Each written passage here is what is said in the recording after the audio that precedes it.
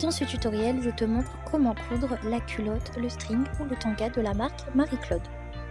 J'ai décidé de décalquer la bonne taille de mon patron et je vais venir découper les devants-côtés en ne respectant pas le droit fil. Donc pour ça, je vais venir mettre les deux pointes des extrémités de mon patron sur le bord de ma dentelle et je vais venir découper tout autour. Cela va me permettre d'avoir une jolie finition en bord franc dentelle sur le bas de ma culotte.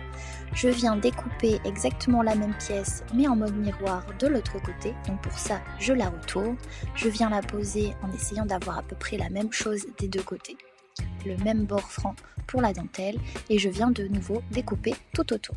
Je me retrouve donc avec mes deux devants-côtés et maintenant on va venir découper les autres pièces. Donc je viens réaliser la même chose pour le dos. Et ensuite, je me retrouve avec mon fond de slip dans le jersey et le devant que j'ai découpé dans un petit satin. On passe à la partie couture et je viens m'occuper de mon fond de slip. Donc pour ça, je vais d'abord venir faire un surjet ou un point zigzag sur le haut de mon fond de slip. Donc sur le haut, c'est celui qui se trouve sur le devant de la culotte. Et je vais venir faire un rempli, c'est-à-dire que je le plie sur 1 cm uniquement, pas une deuxième fois. Et je vais venir faire une couture tout le long. Pour chaque couture, je n'oublie pas de faire un point d'arrêt au début et à la fin. Je vais ensuite venir assembler le milieu dos de ma culotte. Donc pour ça, je positionne bien les deux pièces endroit contre endroit et je vais venir coudre tout le long à 0,5 cm. Attention, pour le restant des coutures, on utilise un point zigzag puisque c'est une matière qui est élastique. Si tu décides de réaliser le tanga ou le string, tu n'as pas besoin de faire une couture au milieu dos puisque celui-ci sera découpé en un seul morceau. La prochaine étape est la même pour la culotte, le string et le tanga. Je vais venir positionner le dos et le devant endroit contre endroit et je vais coudre sur le bas à 0,5 cm du bord, au point zigzag et je n'oublie pas de faire le point d'arrêt au début et à la fin de ma couture. Je vais ensuite venir me munir de mon fond de slip. Attention à bien avoir la couture que j'ai pu réaliser sur celui-ci vers le haut et je viens le positionner endroit contre envers avec le dos de ma culotte. Et le devant bien évidemment. Donc j'assemble les trois parties ensemble, toujours sur le bas, au point zigzag, point d'arrêt, début et fin. Je vais ensuite mettre ma culotte sur l'envers et je retourne mon fond de slip sur le devant, ainsi la couture ne se voit absolument pas. Je vais ensuite bien positionner mon fond de slip en épinglant les côtés et je vais venir les coudre au point droit en faisant un espèce de point de batik. Donc c'est un point qui finalement ne se verra pas après, mais on ne l'enlèvera pas, ce sera beaucoup plus simple. Je n'oublie pas de faire un point d'arrêt au début et à la fin et mon fond de slip est bien cousu avec le devant de ma culotte. Je vais maintenant venir coudre l'élastique sur l'entrejambe sur mon devant.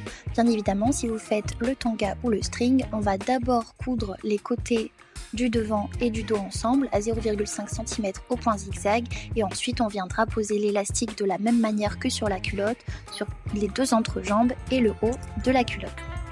Pour l'élastique, je choisis un élastique spécial lingerie et attention, vous avez un côté qui est plus doux que l'autre. Donc je viens prendre ce côté-là et je le mets vers le haut et avec le point zigzag, je vais venir le coudre sur le long de mon entrejambe.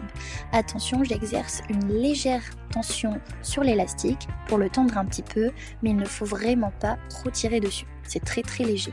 Je n'oublie pas de faire les points d'arrêt au début et à la fin et de couper l'élastique une fois que j'ai fait le tour de mon entrejambe.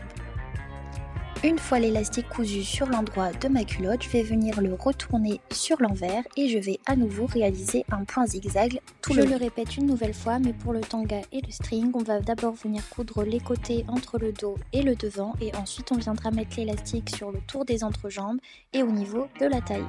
Une fois les élastiques cousus, on obtient ce résultat et maintenant il ne reste plus qu'à mettre les côtés de la culotte. Donc pour ça, on va venir placer les pièces de part et d'autre, endroit contre endroit et on va coudre à 0,5 cm au point zigzag, point d'arrêt, début et fin.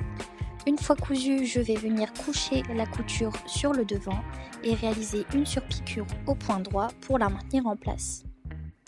Attention à bien changer votre point pour un point droit et non pour un point zigzag. On essaye d'être le plus proche possible du bord du tissu, point d'arrêt au début et à la fin et on fait ça des deux côtés. On obtient donc ce résultat. La prochaine étape va être de venir fermer les côtés. Donc pour ça, je vais venir replier ma culotte endroit contre endroit et coudre les côtés ensemble à 0,5 cm, toujours au point zigzag, point d'arrêt, début et fin. La dernière étape va être de venir coudre l'élastique sur tout le tour de la taille. Donc pour ça, pareil que tout à l'heure, on le pose sur l'endroit, on coud tout le tour au point zigzag, on le retourne sur l'envers et on fait à nouveau une surpiqûre au point zigzag et le résultat est terminé. Le patron est quant à lui disponible sur mon site internet marieclaude-couture.com.